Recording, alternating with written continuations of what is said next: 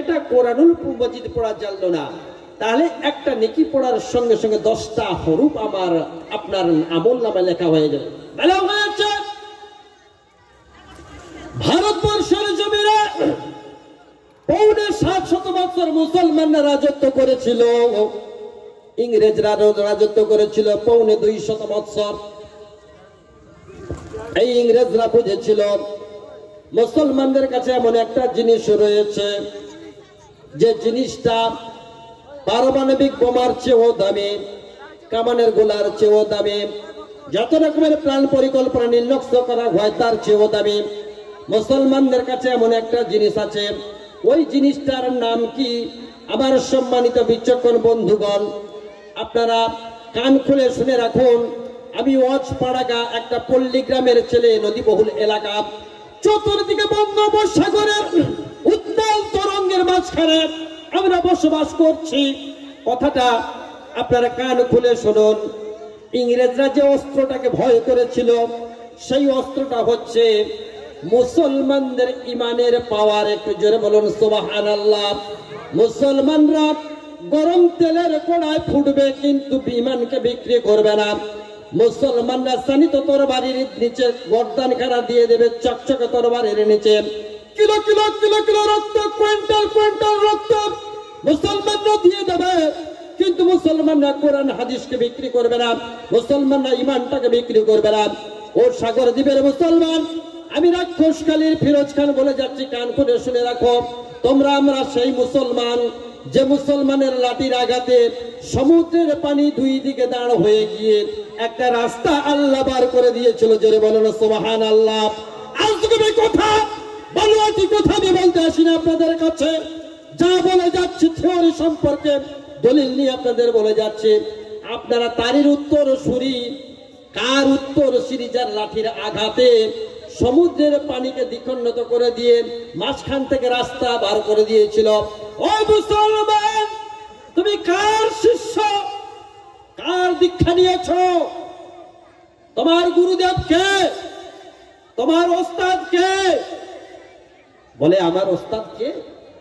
আমি কার দীক্ষা নিয়েছি? আমি কার শিষ্যত্ব নিয়েছি? বলে আমার ওস্তাদ এমন, আমার গুরুদেব এমন।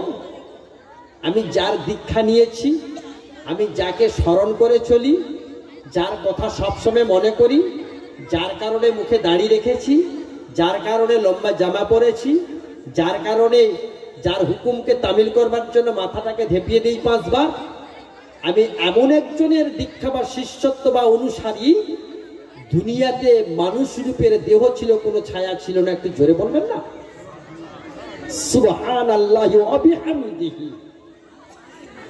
বিশ্বনবী মুহাম্মদুর রাসূলুল্লাহ সাল্লাল্লাহু আলাইহি সাল্লাম, তার অনুসারী আমরা।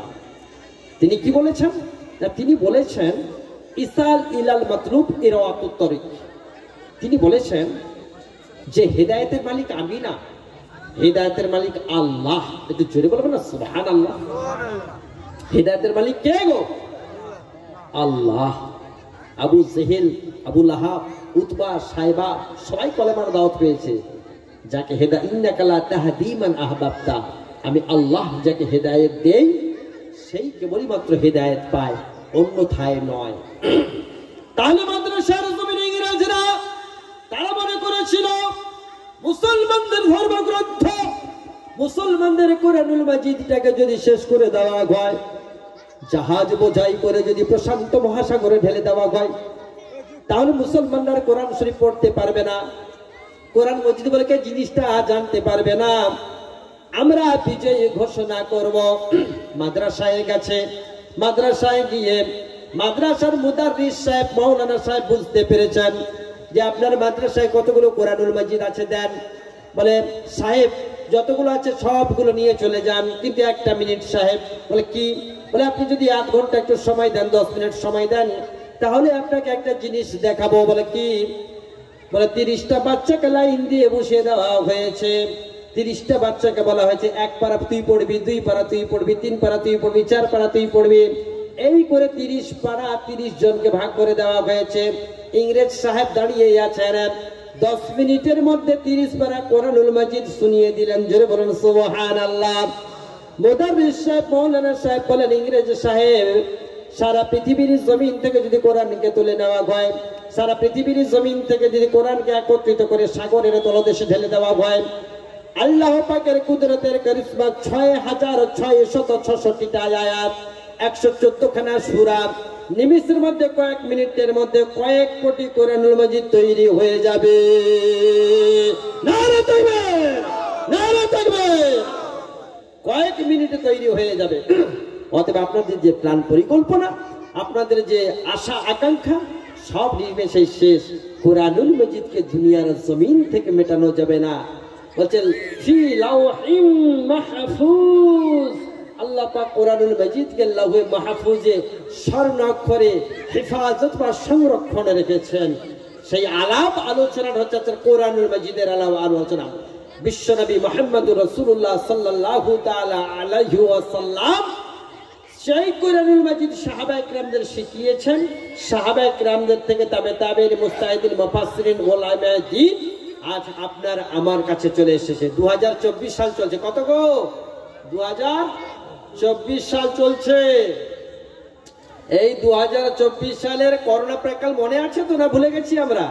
মসজিদে নামাজ পড়তে যাওয়া নিষেধ ছিল। সে যে মুমূর্ষ দিন গেছে, সেটা এখন ইতিহাস হয়ে আছে। এমন একটা দিন ছিল, কলকাতা থেকে বাড়িতে এসে ঢুকলে আপনাকে গোসল করে স্নান করে তবে ঢুকতে হবে। আপনার জামা কাপড় বাইরে ফেলে দিয়ে আসতে হবে। নিজের বিবিও বলবে তুমি একটু বাইরে দাঁড়াও, আমি একটু আসছি, তুমি এসেছো ভালো হয়েছে, আগে কোয়ারেন্টিনে 18 দিন থাকো। তা সেসব দিন চলে গেছে। আল্লাহ পাকের কুদরতের কারিশমা 2024। এখন ইন্টারনেটের যুগ, এখন হোয়াটসঅ্যাপের যুগ, এখন ফেসবুকের যুগ। আপনারা বক্তব্য, বয়ান, জলসা শুনছেন, প্রায় আপনারা শুনে থাকেন হোয়াটসঅ্যাপের মাধ্যমে, ফেসবুকের মাধ্যমে, মোবাইলের মাধ্যমে, ইন্টারনেটের মাধ্যমে। কিন্তু বর্তমান সমাজে ওলামায়ে হযরত, মুসলমানদের পথ প্রদর্শক হচ্ছে ওলামায়ে দ্বীন। মাওলানা সাহেব যা বলেন আপামর জনসাধারণ মুসলমান ভাইয়েরা মেনে নিয়ে চলেন। কিন্তু কথা হচ্ছে কি, বলছে একই বৃন্ত দুইটি কুসুম, হিন্দু মুসলমান, মুসলিম তার নয়ন, মানে হিন্দু তাহার প্রাণ। আমাকে যখন ফোনে বলা হয় যে আমরা অটো ইউনিয়নের পক্ষ থেকে আজকে এই সভাটা করছি বা করব, আমার খুব আনন্দিত লেগেছে। কি আনন্দ লেগেছে? যে সত্যিকারের একটা দৃষ্টান্ত। কি দৃষ্টান্ত? যে হিন্দু ভাইরা হাত বাড়িয়ে দেয়, সহযোগিতা করে, আবার মুসলমান ভাইরাও তাদের সহযোগিতা করে। একে অপরের পরিপূরক, কেউ কাউকে ছেড়ে থাকতে পারবে না, কেউ কাউকে ছেড়ে থাকা সম্ভব না। এটাই আমাদের ভারতের গৌরব, এটাই আমাদের এলাকার গৌরব, এটাই আমাদের পাড়ার গৌরব। আপনার বিপদে আমি, আমার বিপদে আপনি। কিন্তু কতিপয় কিছু কট্টর মুসলিম রয়েছে, কিছু মৌলবাদী কট্টর মুসলিম আছে, তারা সব জিনিসটাকে মানতে পারে না, এবং কিছু কট্টর হিন্দু ভাই আছে, তারাও সব জিনিসটা মানতে পারে না। কিন্তু এই আছি, এই নেই। জগতের বুকে একমাত্র প্রেম এবং ভালোবাসা দিয়ে সারা বিশ্বকে জয় করা যায়। হযরতে মুহাম্মদ মুস্তাফা সাল্লাল্লাহু তাআলা আলাইহি ওয়াসাল্লাম তার প্রেম এবং ভালোবাসাকে দিয়ে সারা বিশ্বকে জয় করেছিলেন। আমরা জানি যে হযরতে মুহাম্মদ মুস্তাফা সাল্লাল্লাহু আলাইহি ওয়াসাল্লাম তার এই উদার ভালোবাসা, তার যে দৃষ্টান্তগুলো রয়েছে, সেইগুলো আজও মানুষ মাঝে মাঝে ফেসবুকের মাধ্যমে, ইন্টারনেটের মাধ্যমে দেখে যে হযরতে মুহাম্মদ মুস্তাফা সাল্লাল্লাহু তাআলা আলাইহি ওয়াসাল্লাম তিনি একবারে রাখাল থেকে নিয়ে একেবারে পার্লামেন্টারি, মোটামুটি মদিনাতুল মুনাওয়ারার শাসন বাদশা থেকে নিয়ে একজন তিনি স্বামী থেকে, মানে স্ত্রীর স্বামী, উপযুক্ত স্বামী থেকে নিয়ে, ছেলে মেয়ের উপযুক্ত বাবা থেকে নিয়ে, যুদ্ধের ময়দানে উপযুক্ত সেনাপতি থেকে নিয়ে, সমস্ত কিছু একটা মানুষের জীবনে যাবতীয় যা কিছু লাগে, আল্লাহ পাকের রাসূল তার সব কিছু তার জীবনে 63 বছরের জিন্দেগিতে বর্ণনা করে দিয়ে গেছেন, যাতে আমার আনেওয়ালা কিয়ামত পর্যন্ত উম্মত কোন রকমের কোনো অসুবিধায় না পড়ে। যখনই তারা কোনো সমস্যায় পড়বে, তারা যদি আমার দিকে তাকায়, তাদের সমস্যাটা সমাধান হয়ে যাবে। জোরে বলুন সুবহানাল্লাহ। বলছে দুররিয়া বলাগ কাশে কমদিদা মওজুদ মগর আশকে বুতানে সুরমা আলুদ তোরা গে মগ যাবে বেপরদা দিদন আরজু দারামা বুয়ে বরগুল পুরসিদা আমদার শৌখিনে বিরাদ মুরাব। বলা হয়েছে ফুলের